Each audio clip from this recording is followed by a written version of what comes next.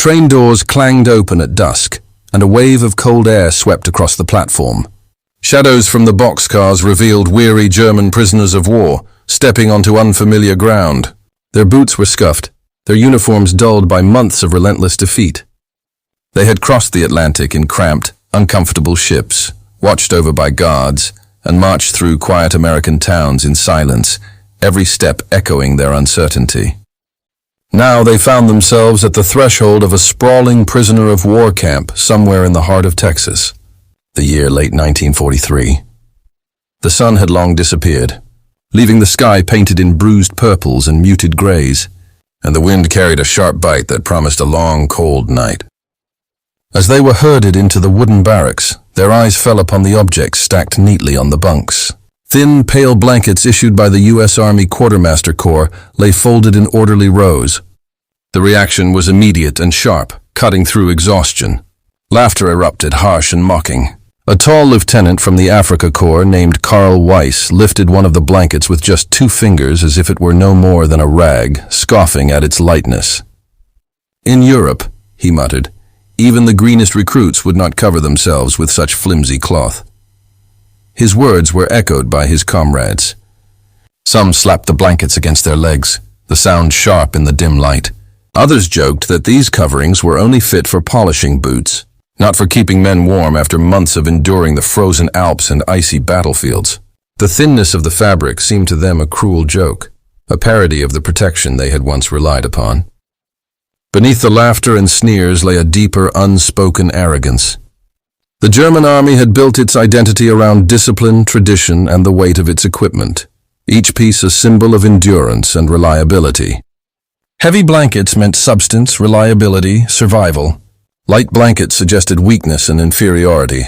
In their eyes, this American camp, with its uniformity and thin blankets, was proof that America's reputation for abundance was superficial, built on cheap substitutes and illusions of comfort. What none of them realized in their scorn and derision was that these same blankets would soon become their salvation against a merciless cold they had not anticipated. Outside the wooden walls of the camp, a cold front had begun its steady march down from the northern plains. The temperature fell gradually, invisibly, as night deepened. The guards moved among the prisoners, handing out the blankets without ceremony or attention to the laughter, treating it all as routine. For them, this was just another shipment, another set of supplies to distribute, another convoy of captured soldiers to manage. The absurdity of the moment seemed almost cinematic. Proud, once-feared soldiers of a fallen Reich mocking what they assumed were cheap imitations of warmth, oblivious to the irony that was about to unfold. Inside the barracks, uneasy silence began to replace the mocking laughter as the men adjusted to the wooden bunks, the rough slats biting at their legs. Outside, the prairie winds grew stronger, rattling the shutters and slamming against the wooden beams with force. The laughter lingered faintly, but beneath it, a question formed in every mind. Could these thin American blankets withstand the cold of a Texas night? None dared speak it aloud, yet the fear began to prick at their pride. As hours passed, the German officers clung to memories of Europe. They spoke quietly of the thick wool blankets of Bavaria, Saxony, and the Rhineland, comparing them to the insubstantial American weave. Major Dear Krauss, once quartermaster of a regiment near Munich, boasted that their blankets at home weighed nearly 5 kilograms each, thick as a shepherd's cloak, and could block drafts in stone barracks when stacked. Lieutenant Carl Weiss smirked, adding that a soldier could wrap himself twice in wool and still feel the bitter bite of January. Here in America, he said, they expected a single, thin sheet to stand against real winter. His comrades chuckled, the sound carrying more bravado than confidence, eager to reassure themselves that their scorn was justified. Their pride was tied to memory, to the smells of stoves and thick wool in barracks, to the tradition that equated weight with resilience.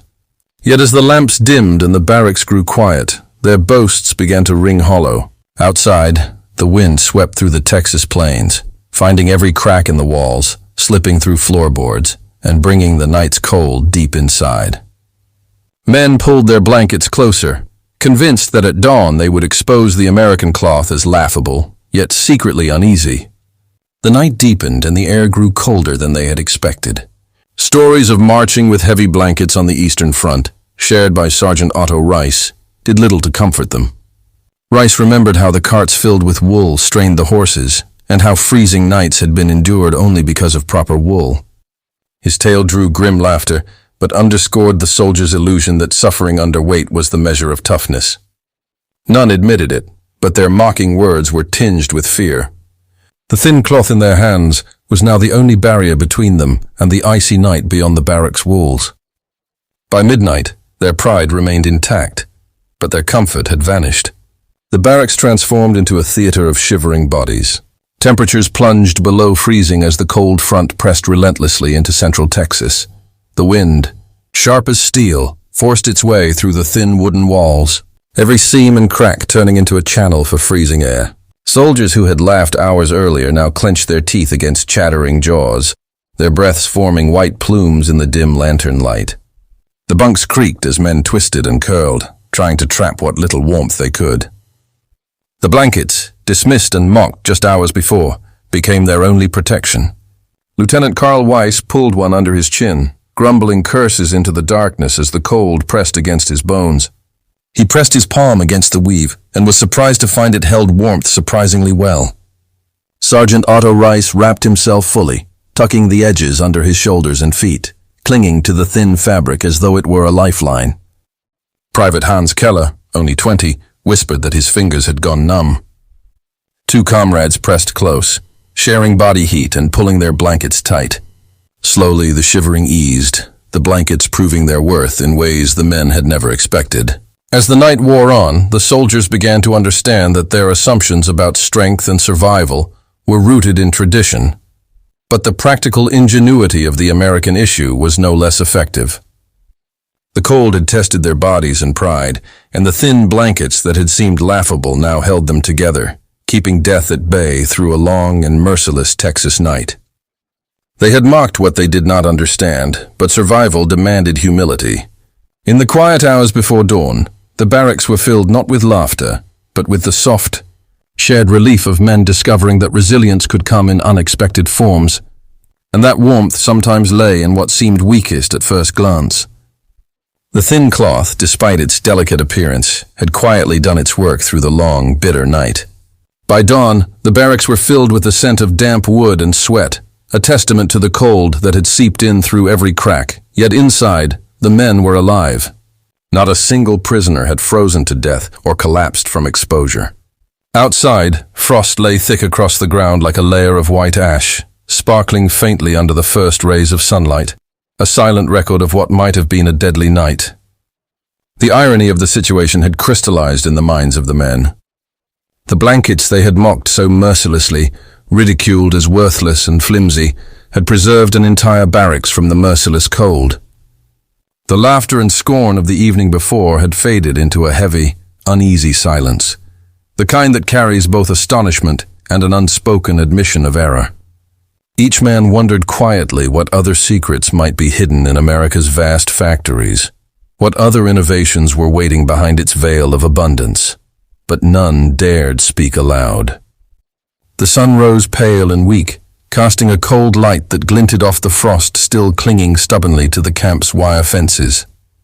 Inside the barracks, men moved sluggishly, rubbing their stiff, numb fingers and staring down at the blankets they had held tightly through the night. The memory of their ridicule from the previous evening now tasted bitter on their tongues. The thin, supposedly useless fabric had maintained warmth more faithfully than any thick European wool they had ever relied upon. Captain Walter Mills, the American officer in charge of supplies, quietly explained to a curious guard what made the blankets different. They were not wool at all, he said, but woven from a synthetic blend perfected in American factories. Rayon and other engineered fibers gave the blankets both lightness and insulation, making them surprisingly effective. Unlike traditional wool, these fabrics could be mass-produced by the millions.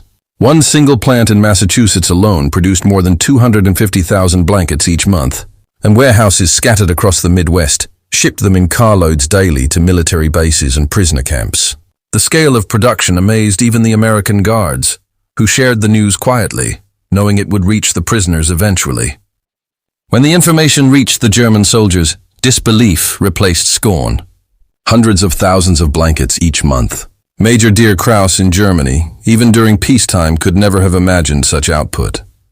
Germany in 1943 was rationing wool, taking it from civilian coats, and recycling uniforms for the Eastern Front, yet here, in enemy territory, prisoners were provided with blankets that were not only functional but abundant.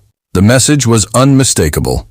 American strength was not just in guns, planes, or battleships, but in the relentless capacity of its factories to produce, innovate, and distribute. One prisoner, writing secretly in a pocket notebook later confiscated by guards, admitted that this revelation unsettled him more than any defeat on the battlefield. If they could clothe prisoners with such care and abundance, he wondered, what must they be providing to their own soldiers? Stories and rumors spread quietly among the prisoners, each small anecdote cutting deeper into their pride. A corporal recalled seeing a train loaded entirely with crates of blankets heading west toward another camp. Another overheard guards talking about how American families had donated quilts through the Red Cross. Thousands of parcels arriving with clockwork precision for men who came from bombed-out cities where mothers had torn curtains to keep their children warm. The abundance seemed almost otherworldly. The thin blanket was no longer a piece of fabric.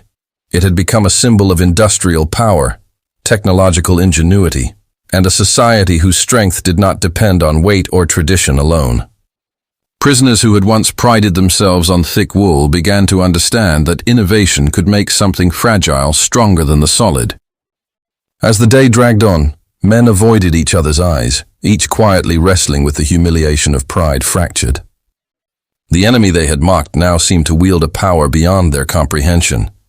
The second night arrived with a sharper, more biting cold. There was no laughter this time. The prisoners returned to the barracks, each clutching the same thin American blankets they had once scorned. Pride gave way to quiet acceptance. Lieutenant Karl Weiss lay awake on his bunk, staring at the rafters as the wind moaned through the cracks in the wooden walls, finally whispering into the darkness. Without these blankets, half of us would already be dead. His words spread quietly through the room like a confession in a church. No one challenged him. Not even Major Dear Krauss, who had compared American blankets to German wool with such certainty the night before. By morning, the camp stirred with hesitant acknowledgement. A few men, warming their hands in the pale sunlight that filtered through frost-encrusted windows, admitted what they had resisted before. Sergeant Otto Rice muttered softly, "The thing we laughed at, it's the thing that saved us." The irony of the situation cut deeper than the frost itself. Their arrogance had cracked under the weight of reality. Some began to see the blankets not merely as tools for survival, but as an unsettling proof of American ingenuity and power. Guards' whispers about the factories lingered in their minds. A single plant producing more than 250,000 blankets each month, a number that dwarfed the entire German textile industry. One soldier muttered in disbelief, "If they can make this many for us, what must they be sending to their own armies?" The thought haunted them, a cold reminder of a power far greater than they had imagined. It was not just a matter of technology, but of psychology. To admit that the enemy they had despised had provided the very cloth that had preserved their lives was a bitter, almost unbearable truth. Yet survival left no room for pretense. Pride, so carefully constructed around myths of German superiority, bent under the weight of a simple blanket. Conversations shifted subtly. Some argued it was propaganda, a psychological trick meant to make them feel grateful. Others countered that no propaganda could erase the fact that they had slept and woken alive. The barracks became a place of whispered debates, tentative admissions, and grudging respect. A diary entry later archived in Berlin captured the turning point. Strength is not always heavy, and salvation does not always come dressed in iron. Sometimes it is as light as cloth. For the first time, prisoners faced a choice: cling to wounded pride or accept the reality that their survival rested in the hands of those they had called enemies. Dawn broke with brittle clarity. Sunlight reflected off frost that had yet to melt, illuminating the camp in an almost otherworldly glow. The German prisoners shuffled from their barracks, shoulders hunched, once mocking faces subdued, eyes lingering on the blankets they still held. On the parade ground, guards handed out an extra stack of blankets, not because the prisoners asked, but because the forecast called for another week of bitter cold. The men accepted them quietly, a silent acknowledgement of a lesson learned the hard way. Sometimes, the smallest and lightest objects can wield the greatest power, and survival often comes from what seems weakest, most unassuming, and easily overlooked. The experience left them humbled, teaching a lesson not of brute force, but of subtle, enduring ingenuity that the prisoners would not forget for the rest of their lives. An American sergeant, his breath fogging in the crisp morning air, noticed a young prisoner coughing violently and without hesitation draped a second blanket over the man's shoulders. The gesture was so quiet, so matter-of-fact, that the prisoner could only stare in stunned silence. There was no lecture, no condescension, no hint of triumph in the act, only the simple, undeniable humanity of one man recognizing another's suffering. Later that afternoon, a delivery wagon rattled into the camp, carrying quilts donated by local townspeople. Each quilt told a story. Some were stitched by women's church groups, others by families who had never imagined their handiwork would end up covering an enemy soldier. Floral patterns, patchwork squares, delicate embroidery, all of it intended to bring warmth and comfort. One quilt, edged with a child's delicate stitching, was handed to a former tank officer from Hamburg. He traced the tiny stitches with trembling fingers, struck by the realization that an American family, whose country he had once sought to destroy, had made this to preserve his life. The barracks were unusually quiet that night, filled with whispers and hesitant glances. Some prisoners speculated that it was a trick, a subtle ploy to soften their resolve, but others simply sat in silence, staring at the blankets as though they carried a weight far heavier than wool. A moral weight, a measure of conscience they had not expected to confront.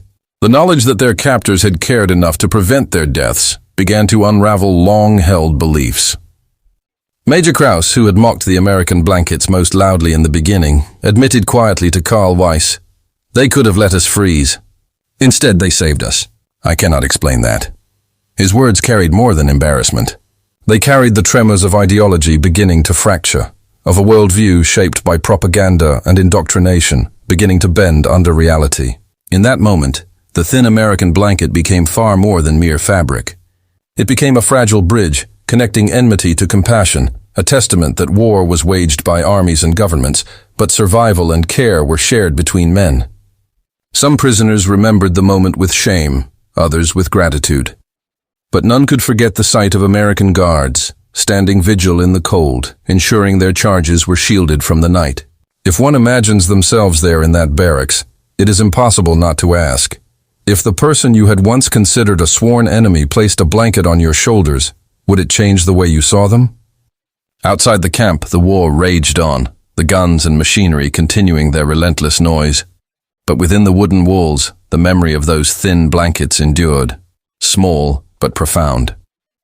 By the spring of 1945, many prisoners had come to regard their American-issued blankets as talismans of survival. Some folded them meticulously each morning as if following an unspoken ritual. Others tucked them under their heads at night, the faint scent of cotton mingling with the lingering smells of wood and dust.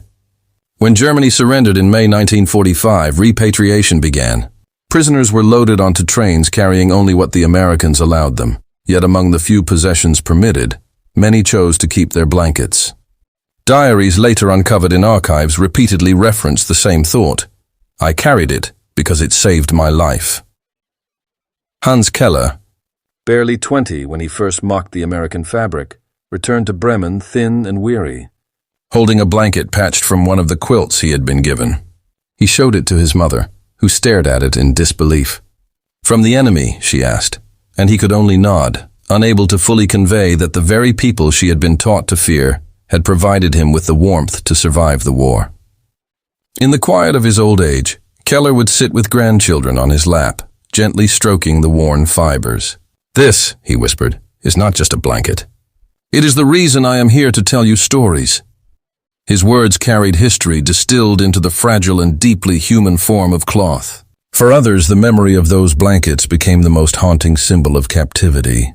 Not the barbed wire, not the watchtowers, nor the relentless roll calls at dawn, but the quiet, tender moment when thin cloth, once scorned as worthless, became the line between life and death. It was a symbol of American power, yes, but also of something greater. The decision to preserve the life of someone you were taught to hate. The final memory for many prisoners was almost cinematic. On the day they departed the camp, marching toward the train yard, a sudden gust lifted blankets hanging on a line, making them flutter in the pale sunlight like white flags of surrender, or perhaps of peace. Those who turned for a last glance saw a fragile movement that lingered in memory, like a ghost.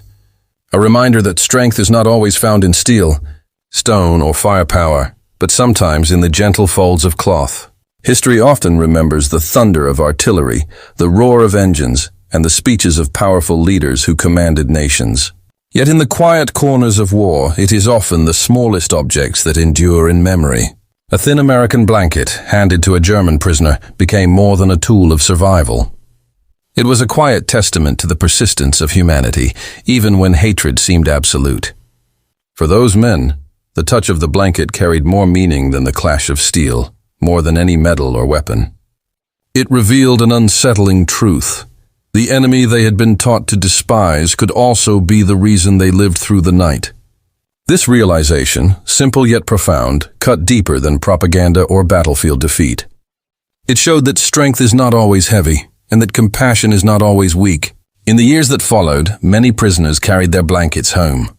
Some hid them away in trunks, ashamed to admit they owed their lives to the hands of an enemy. Others kept them close, unfolding them in quiet moments, as a fragile bridge between the horrors of war and the mercy they had received. In old age, a few shared these stories with children and grandchildren, insisting that what mattered most was not the shouted commands, the endless marches, or the fear of captivity, but the thin cloth that carried warmth when everything else was cold. These stories endure because they remind us that history is shaped not only by battles won and lost, but also by human gestures whose impact ripples far beyond their moment. A blanket in a freezing night camp spoke more loudly than any gun ever could, teaching a generation that even in the darkest hours, kindness can endure and humanity can survive. The story of the thin American blanket reminds us that history is not only shaped by battles and strategy, but by small acts of humanity that ripple far beyond their moment. A simple gesture, a piece of cloth, became the difference between life and death, and revealed that compassion can persist even in the midst of war. For the German prisoners, it challenged their assumptions, softened their pride, and left a memory that would endure for a lifetime. Stories like these show that the human spirit often survives in the quietest, most unexpected ways. On our channel, World War II Stories, we explore these remarkable moments from history, preserving the forgotten acts of courage, compassion, and survival that continue to teach us about resilience and humanity.